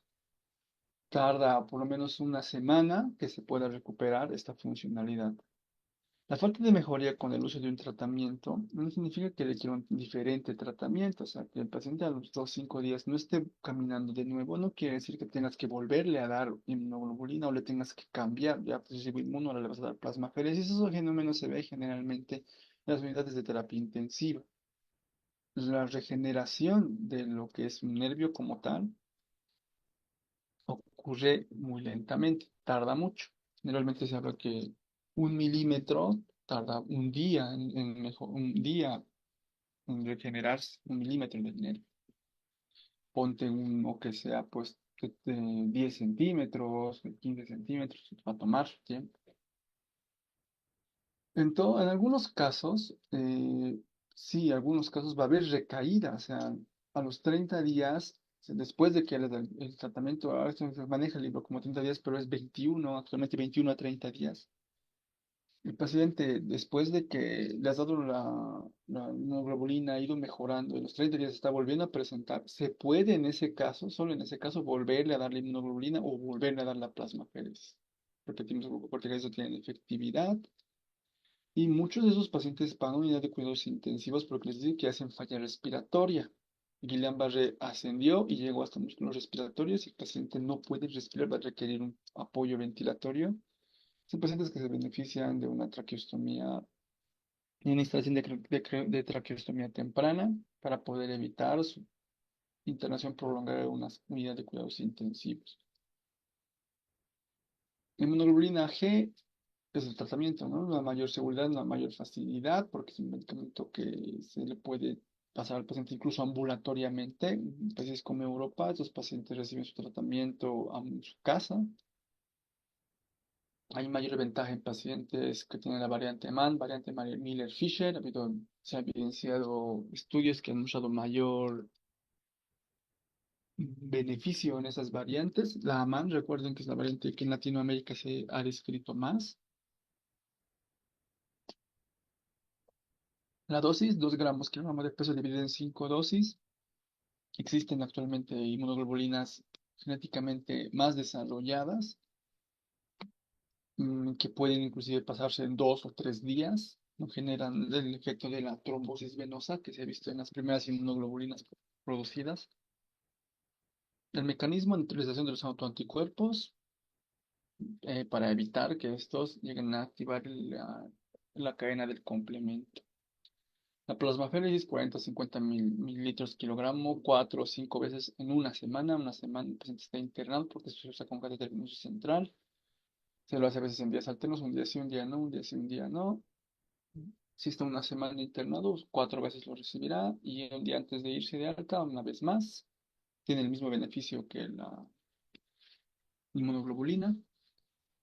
85% de los pacientes va a lograr una recuperación funcional hasta los 12 meses. Importante que muchas veces, a veces el paciente se preocupa porque no recupera sus reflejos rápidamente, pero eso pues, se menciona que a veces es lo último que se llega a recuperar. ¿Qué pacientes tienen un peor pronóstico? Pacientes que han presentado, pacientes con edad avanzada, más de 60 años. Aquí es que primera valoración es encontrado compromiso sensitivo mayor, o sea que las 4 extremidades están comprometidas, no solo a nivel distal, también proximal, que el paciente haya tenido una lesión axonal, o sea que se evidencia en el estudio de conducción que los nervios en los estímulos motores proximales están más afectados, con una amplitud baja. Pacientes que han tenido un retraso en el inicio del tratamiento, vuelvo a insistir, el tratamiento tiene que ser pronto. Sí, puede pacientes van a presentar esta recidiva tardía entre las 21 y 28 días. Aquellos que sigan presentando muchas más recidivas, más allá de esos días, suelen ser categorizados como CIDP, Guillain-Barré crónico, que tiene otro tratamiento, lo siguiente que voy a explicar. Solo un 5% llega a tener mortalidad. Mencioné de complicaciones pulmonares en la UTI, pero yo les mencioné que la causa actualmente más frecuente de muerte por Guillain-Barré es las disautonomías. Ahora pasamos a explicar el CIDP, la polineuropatía desmovilizante crónica, generalmente en varones adultos.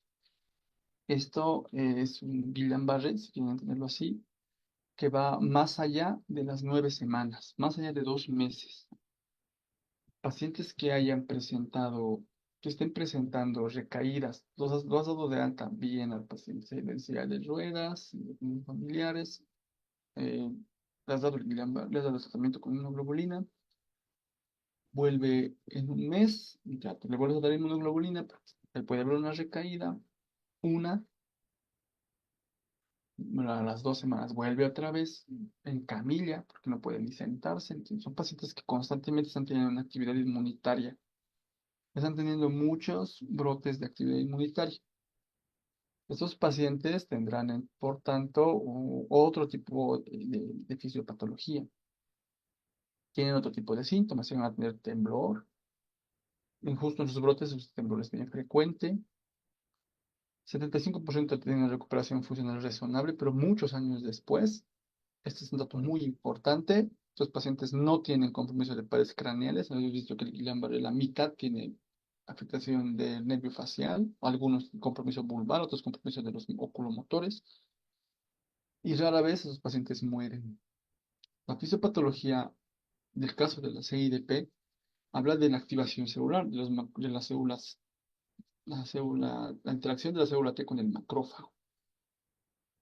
La célula T tiene una estimulación, igual la célula B, pues un compromiso simultáneo, tanto de inmunidad humoral como celular, y anticuerpos que van a atacar constantemente a los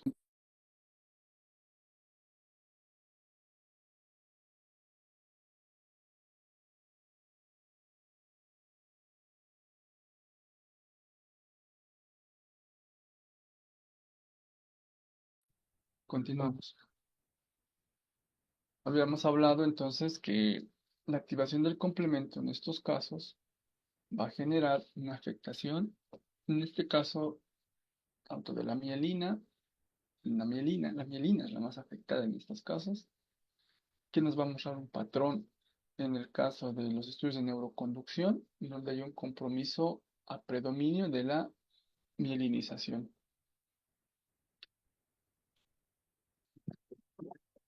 En esto tenemos aquí el cuadro resumen, porque el CIDP es de dos tipos, el clásico y el de inicio agudo. El CIDP, el normal, tiene sus anticuerpos, en este caso el NF-155 y el CNTT1, que son elementos muy relacionados a la mielinización. La proteína P0, P2 de la mielina o la PMP22 también pueden estar comprometidos. Ya hablamos de proteínas de la mielina, que en el AIDP, en la variante desmielinizante del Guillain-Barré, no se conocía el anticuerpo. En el caso del CIDP agudo, ellos suelen tener un sitio de unión en el sitio de unión neural, que eran de esas estructuras donde había mencionado que se pega el axón. A ese nivel tiene lo que es la actividad inmunitaria, el CIDP agudo. Las otras variantes del CIDP, como la neuropatía crónica sensitiva, tiene estos anticuerpos, estos anticuerpos de GLPG, CPGP, la mononeuropatía motora multifocal, el GM1, volvemos a recordar el GM1, el GD1, el GALNAC y la táxica sensitiva crónica, que son entidades que se encuentran desde luego muy peculiarmente, y el que tienen que recordar más que todo son aquellos que están relacionados con la inmunoglobulina M, porque todo lo que era Guillain-Barré y CIDP era inmunoglobulina G, pero la inmunoglobulina M tienen otro tipo de fisiopatologías, que aquí simplemente se describe en la tabla como tal, y llegan a tener tratamiento un poco mejor con otro tipo de medicamentos, como por ejemplo el rituximab. El diagnóstico con de la polioneuropatía desminimizante crónica, otra vez, va a estar a cargo de lo que es los estudios de neuroconducción. En el caso como es desmielinizante, pues los pacientes tendrán afectación de la velocidad de conducción, tendrán bloqueos de conducción, que se puede evidenciar en el gráfico de esta aquí, que está aquí arriba. Cuando esta de imagen de acá, que es muy similar a la que habíamos visto en el anterior, ocurre cuando el CIDP es muy avanzado, tiene bloqueos de conducción, ya no se ve el siguiente potencial, porque generalmente son dos potenciales, el proximal y el distal. Aquí únicamente se ve el proximal, pero no llegó a detectarse el distal. El líquido cefalorraquídeo suele mostrar proteínas altas, no muestra células. Y un caso bien importante que no mencioné en el libro de Harrison y sí vale la pena hablarlo, es que todo paciente con sospecha de CIDP, estos Guillain-Barré, estos cuadros de Guillain-Barré muy frecuentes y muy constantes y en tiempo muy seguidos, requieren un estudio de electroforesis de proteína porque ellos suelen tener a veces gamapatía monoclonal y suele ser la causa de que lleguen a tener este compromiso de la mielina. El tratamiento, en este caso, va a estar a cargo de lo que es la inmunoglobulina. Generalmente suelen dar a los pacientes los cuales ya suelen tener alteración de la marcha, pero en todo caso, todo paciente al tener una enfermedad inmunológica requiere tratamiento ya es crónica. Inmunoglobulina en la dosis similar a la que se había mencionado en el Guillain-Barré. Sin embargo, esto lo llegan a recibir por 3 meses. Cada mes internan para recibir bolos de inmunoglobulina, plasmaféresis durante 6 semanas. O el que se utiliza generalmente más es los glucocorticoides, la prednisona 60-80 miligramos por 2 meses, con una reducción progresiva de 10 miligramos por mes, hasta que el paciente admite y mejore en cuanto a lo que es su discapacidad, pueda volver a retomar lo que es la marcha. Cuando existe mucha resistencia al tratamiento previo, suele escalarse a todo tipo de tratamientos, en escalas avanzadas, con azathioprina, metotrexato, ciclosporina, rituximab, como tratamientos que se dan en enfermedades inmunomediadas un poquito más avanzadas. Bien, entonces eso respecto a este capítulo de síndrome de Guillain-Barré, y pues un tema largo, pero espero que les haya servido, pues quedo atento a sus preguntas. Doctor, buenas noches. Una pregunta puntual. Doctor, en el caso de las recidivas en aquel paciente o en aquellos pacientes después de un año, ¿qué tan frecuente es, doctor? ¿O entraría en esta clasificación de las CIDPs? Es una buena pregunta. Bueno, pues estoy entendiendo de la siguiente manera. Es un paciente que ha presentado una poliradiculoneuropatía subaguda, fue de alta y al año volvió a presentar una recidiva. ¿Es así? Exacto, doctor. Muy bien. En ese caso, no se ve tanto así como un CIDP. Puede que estos pacientes tengan este término conocido como recaída del Guillain-Barré. Lo que hay que ver es la evolución en tiempo los siguientes 3 meses.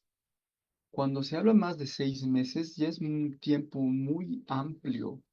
Hay que tener en cuenta que dentro de la fisiopatología del CIDP, la CIDP no puede estar durmiente por tantos meses. Es una actividad inmunitaria completa, que a veces nuestras mismas defensas o nuestros mismos sistemas de remilinización combaten esta actividad inmunológica. Entonces, cuando ya hablamos de un tiempo de un año, ya tenemos que hablar de una recaída de Guillain-Barré. O sea, este paciente, por azares del destino, volvió a presentar desde el principio otra vez otro mimetismo. Pero ¿cómo podemos identificar esto fácilmente y cómo diferenciamos a veces nosotros en que estos pacientes en ambos casos han tenido un antecedente epidemiológico, que es una gastroenteritis? 2 semanas atrás, en el primer evento, tuvo gastroenteritis. En un año, pasaron unas 2 semanas atrás, volvió a tener otro episodio de gastroenteritis y estas son dos cepas diferentes del Campylobacter. Entonces, por eso ha vuelto a haber otra actividad inmunitaria y esto ya es una recaída, ya no es una recidiva, si quieren entenderse mejor, una recidiva. Las recaídas son las primeras semanas, una recidiva del Guillain-Barré. Entonces, este paciente tiene Guillain-Barré. Ahora, ¿cómo vemos que el paciente tiene un CIDP? Que ha sido un año, mucho tiempo, más que todo porque estos pacientes tienen atrofia, están en silla de ruedas, tienen mucho temblor. En cambio, el paciente con Guillain-Barré se recuperó por completo en esos meses. Es decir, que puede ser hasta un año, pero generalmente son 6, 8 meses. Se recuperó por completo, volvió a estar tranquilo, tuvo una gastroenteritis y le dio otra vez Guillain-Barré. Esos casos, de esa manera se pueden diferenciar, son muy controversiales y son muy frecuentes de ver. Muy bien, doctor. Muchas gracias.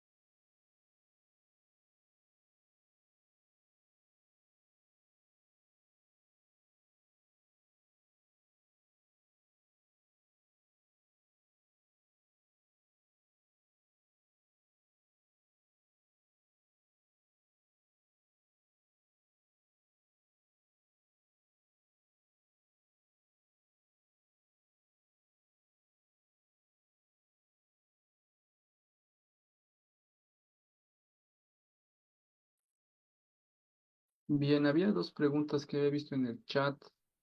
Una que hablaba de el tiempo Sí, de doctor, tratamiento. una pregunta era referente a la disfunción vesical o la incontinencia urinaria, cuando habla en el libro y también en otras literaturas que esto se da en casos graves y es transitoria y es poco común. Y otros hemos colocado como opción, digamos, la parte de lumbalgia o dolor lumbar, que es más del 50 o en el 50% que es común. Esa era mi pregunta, doctor. Ah, había una pregunta con eso, mencionando. A ver, la disfunción vesical. Aquí está. Esa es. En un, en un contexto en el cual tú tengas un paciente con Guillain-Barré, con los síntomas que ya hemos hablado, y presenta todo esto, ¿cuál de todo esto te llama la atención y te hace pensar que tiene una enfermedad medular, que tiene incontinencia esfinteriana? ¿Sí? Porque pacientes con lumbalgia pueden tener ambos, debilidad de miembros pélvicos ambos, ROTS ambos, parestesias ambos. Incontinencia esfiteriana casi siempre en el paciente con enfermedad medular. Pues claro, la disfunción vesical es diferente, porque la enfermedad esfinteriana es el esfínter externo, esfínter anal, esfínter vesical. Y ahora la disfunción vesical hablamos un poquito de la vejiga, ¿no? La vejiga neurogénica, hiperactiva, que puede presentarse en Guillain-Barré, pero es muy poco probable, muy poco frecuente. Ah, ya. Ahí lo que decía entonces era por la parte autonómica, ¿no, doctor? Ándale, Incontinencia bacteriana. ¿No ve? Por eso es por el parasimpático, si no me equivoco, ¿no? Pero así bueno, es, está exacto. bien, doctor, gracias, ha quedado más claro, me he confundido. No te preocupes. Muy bien. Y había otra que mencionaba cuánto tiempo suele darse el tratamiento con inmunoglobulina humana. En Bolivia se realiza el cálculo con 2 miligramos kilogramo peso. Ese cálculo lo divides en 5 y para darle un día. O sea, el tratamiento total es lo que te va a salir con ese cálculo. Y le das el tratamiento dividido en 5 días. Lo divides en 5 ese tratamiento y le das uno el lunes, otro el martes, el miércoles, el jueves, el viernes. Son los 5 días. Existe la que es la high inmunoglobulina en otros países donde se puede pasar esta inmunoglobulina en mayor cantidad sin que exista el riesgo de que el paciente pueda hacer trombosis venosa. Los países que tienen la high inmunoglobulina high pueden pasar este tratamiento en la mitad del tiempo. Pueden pasarse lo de 2 días en un día, podrían pasarlo y podría el paciente internarse menos tiempo. Eso es muy útil en unidades de neurología donde hay bastantes pacientes o pacientes que sean de 60, 70 años que tengan un alto riesgo de tener complicaciones intrahospitalarias.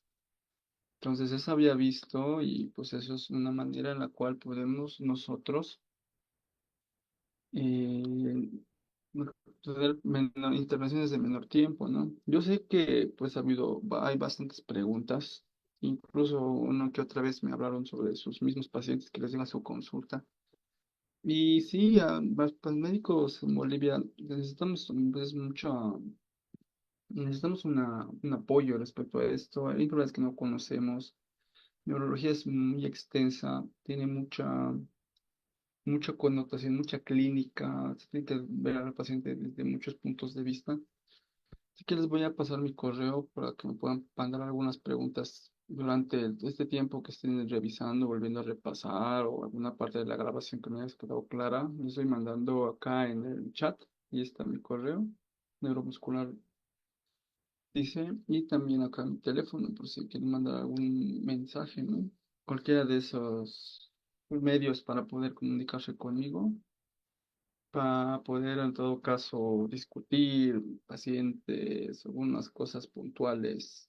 Estoy pues presto a ayudarlos, no inmediatamente, pero pues sí les voy respondiendo poco a poco sus preguntas. Pues hay tiempo todavía, ánimo, pueden continuar repasando, estudiando todo esto.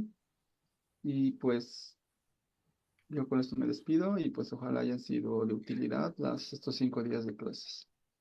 Doctor, buenas noches. Gracias, doctor, Disculpe, gracias, doctor. Gracias, doctor. doctor, Dígame. Gracias, doctor, doctor. Listo. A ver, doctor. última pregunta. Dígame. Sí, primeramente, doc, agradecerle, doc, por las clases. Realmente nos ha aclarado muchas dudas y demás, doctor. Muchas gracias. Que no sé si hubiera la posibilidad, doctor, si nos pudiera dar tal vez alguna clase extra de neuroimagen, doctor. No sé si fuera posible, para fijar otra fecha, no sé, de neuroimagen, doctor. Pues eso ya directamente con los administradores podríamos coordinarlo y pues seguramente les van a ir informando pues según ellos, según la disponibilidad, porque hasta donde sé creo que ya tienen programadas las clases, ¿no? Tal vez hay un poquito de dificultad en cuanto a esa programación, pero a ver, hablamos con los administradores y a ver qué les dicen los días siguientes. Está bien, doctor, gracias. Hasta luego.